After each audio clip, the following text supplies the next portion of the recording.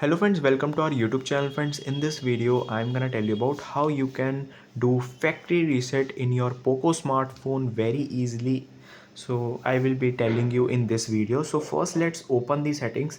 By doing this it will erase all of your things in your smartphone. There will be nothing left in your smartphone. Just go to the settings and here you have to type reset like this. Click on search and here it will be showing you this.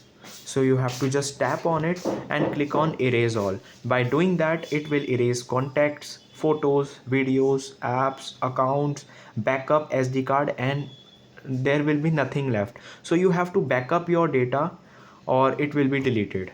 So if you have SD card inserted, you have to remove it safely. If you have Google account, just remove it, and if you have any data, just transfer it, and then you have to do it.